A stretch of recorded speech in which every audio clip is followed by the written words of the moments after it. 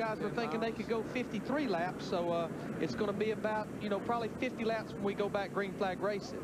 So since 4 of those laps will be under caution, that'll minimize the fuel they'll burn. There are Busch, Jarrett, and Johnson.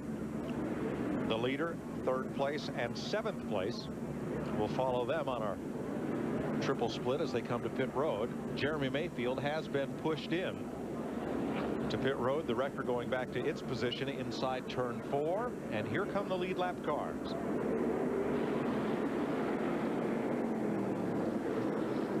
Eleven cars on the lead lap. Steve Burns.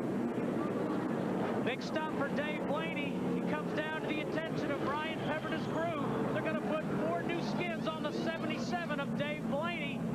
This was a good caution, was a good break for this team. Left side tires going on. Mike Clark is the jackman to Dick Berggren. Kurt Busch's crew ready to put 4 tires on this automobile. The instruction to Doug Newell, the fuel man, pack it full. Get every bit of the fuel in there. They're just a little bit short of making it all the way. To Matt.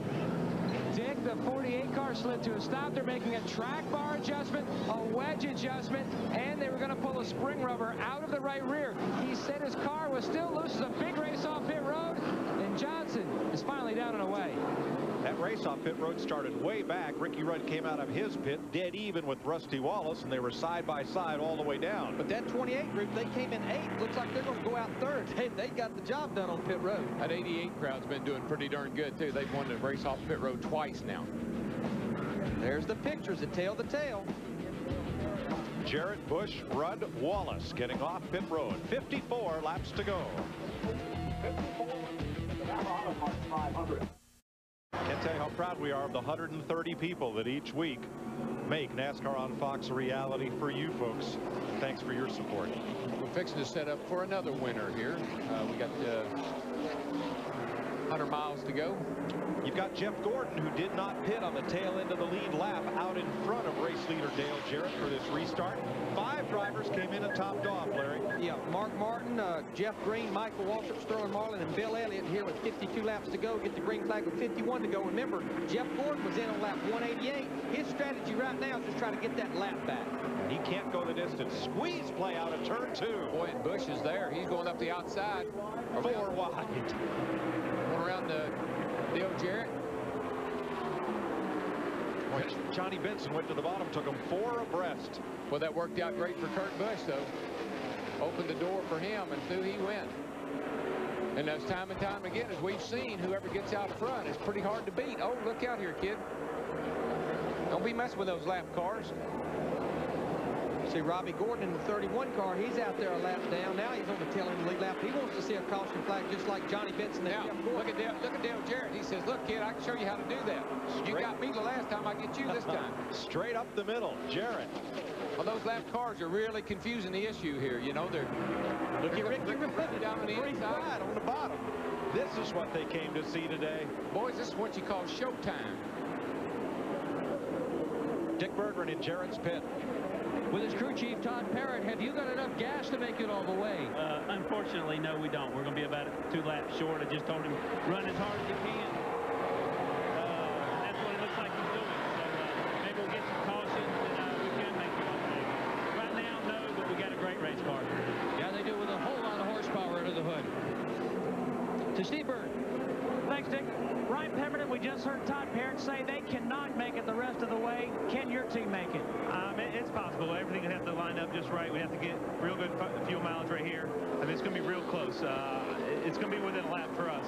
I told Dave and let him know what he needs to be doing, and if he uses it a little bit to his advantage, I think we can make it. So I'll keep our fingers crossed.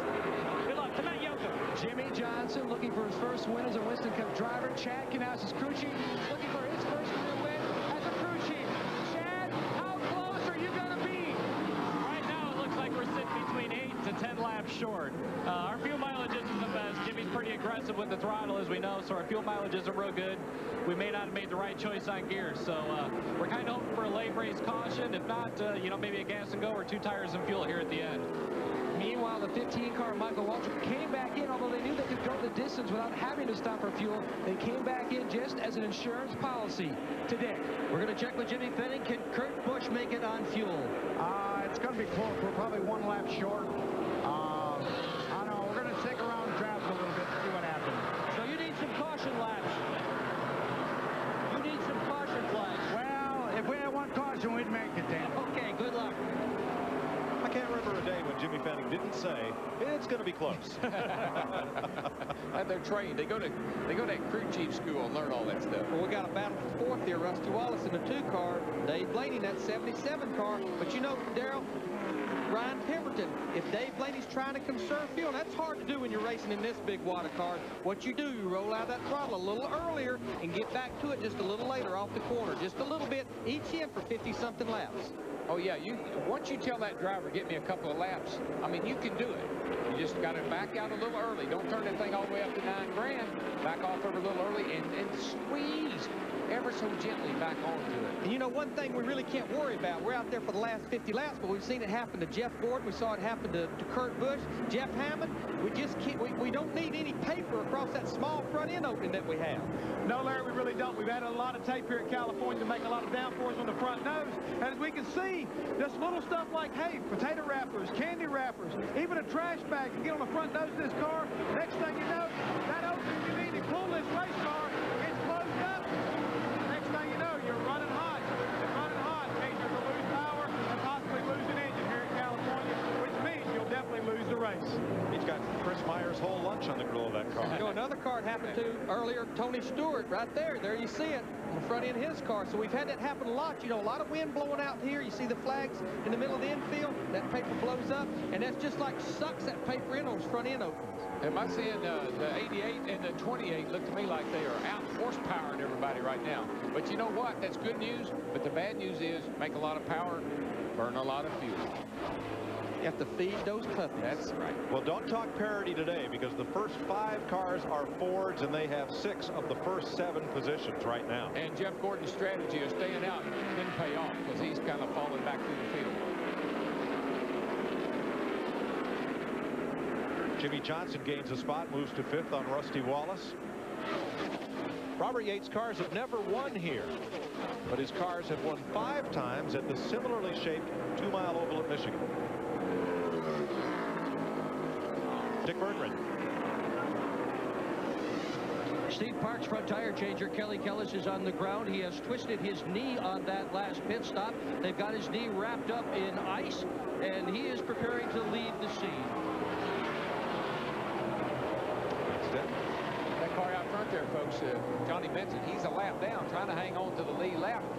Doing a pretty darn good job of it, but I believe these Fords are going to eat him up here in just a second. You know, we heard Chad Knaus, Jimmy Johnson's crew chief, talk about maybe they pulled the wrong gear. He was running as few laps as anybody, only 46 laps earlier, a lower gear, more RPMs. That will use more fuel as well, along with more horsepower. Well, you know, early when he was leading the race, Larry, he'd go by here, and I told you, I think I mentioned the fact that they were turning the heck out of that engine. These cats are all over the place. I'd like to know what the preferred line is because nobody seems to know. I'm not sure there is a preferred line right now. Johnny Benson's Pontiac trying to stay on the lead lap ahead of that fast fleet of Fords. 42 laps to go. I'm going to tell you, Mike, Larry, don't look now, but that old yellow car, that old hound dog has got itself in the hunt here now, boys. That'll be Blaney. Dave Blaney is right there with those lead cars, and he's a little quicker on the clock.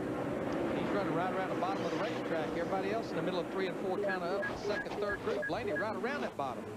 Everybody likes a little bit different line, Darrell. Is it to get clean air? Yes, that's exactly what it is. When you get this close together, you know, you just lose that front end, you're going to push out into the fence. So you got to keep that nose down and get a little pressure on that left front fender if you can. For the lead.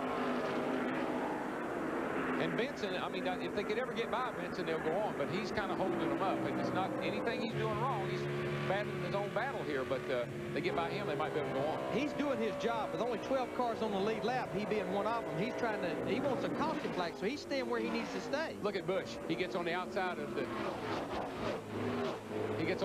Ricky Rudd. Come on, kid, don't run him down in the gravel. Now, just drive smart. Another hound dog done moved in the picture. That 48 car, Jimmy Johnson, we was watching the monitor while we were at break. He has one of the fastest race cars. He's running 4130s. The leaders are running 60s and 70s. Burns. Mike, Dave Blaney is as fast as the leaders. Everybody here in the pits, the spotter, telling him the same thing. They also feel like in the 77 pits now that they can make it to the end. And they also feel fairly certain that the 88 and the 28 can't. There goes the 77 under the 28. He's been running that low line. There's Kurt Busch making a move on the 88. We got racing going on there. Then here's the 48. I love it. We go all day long, and all of a sudden we got us a whale of a race for the first 5 spots. You know what, too? The closer you are to the lead, suddenly the better you think your gas mileage is. Yeah, absolutely.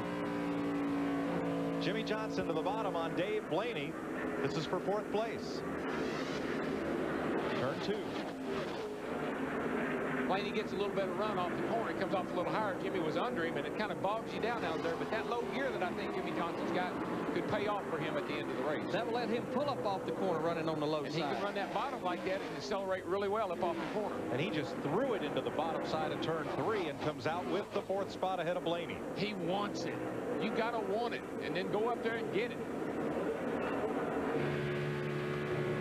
Darrell Waltrip, you keep talking about young Kurt Busch. I'd like for you to know that the one race he ran here in a truck, he did win. He is the youngest winner here at California Speedway at the age of 21 in that truck division. Well, I tell you, Jeff, the kid just amazes me. He's smart. He's intelligent. He understands his race cars. He communicates with his crew. And he drives the wheels off of that bad boy. I've been telling you that since the first time I had an opportunity to work with him. He is really quite an incredible individual, especially for his age. He shows so much maturity to go along with what I would think would be inexperience. He seems he's got so much raw talent.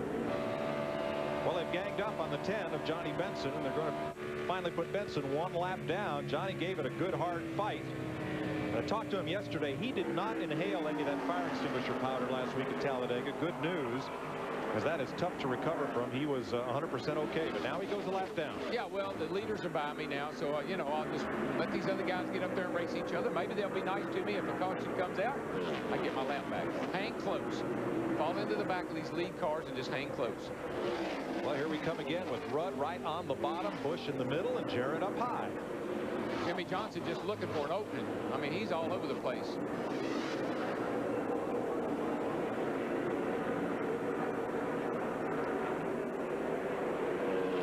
Six cars in the garage area. Mayfield, Elliott Sadler, Hut Strickland, Stacy Compton, Shauna Robinson, and Kenny Schrader. 37 cars running.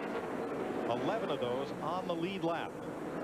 And I know we talk about Yates' horsepower, but that 97 must have a little bit of something on the hood because he runs right with them all the way down the straightaway. Now behind the group we've been watching, Mark Martin, Bill Elliott, Sterling Marlin, and the 2 of Rusty Wallace in 9th place. And here's where Busch really gets him, Larry. Do you see how he drove that thing down into the 3rd turn, and he's going to slide right up in front of Dale? No, Dale isn't going to let him. If I was Dale, I would let him. If Dale Jarrett on the high side would keep talking about keeping that momentum up, but where Kurt Busch, I know we've said it a few times, he's just so good right through the middle of the corner as you're picking that throttle up. He can stay in it, and the car keeps turning. Now, see, Dale Jarrett tried to pin him down to the bottom. He's got it pinned down a little bit, won't let him slide up. I'd really think if I was Dale, I'd let him go, because you see what's happening is pulling these other cars into the race. I mean, look at this. 220 laps in this race. We got 4 cars. You can throw a blanket over here battling for the lead. There goes Kurt. That's where he's strong. Larry, right there in the 3rd turn. See how far, look how far ahead he pulled of Dale Jarrett. And look who capitalizes, Jimmy Johnson on the bottom. That 97 car it's hooked up. He can really pour it down in the corner. And Ricky Rudd powers past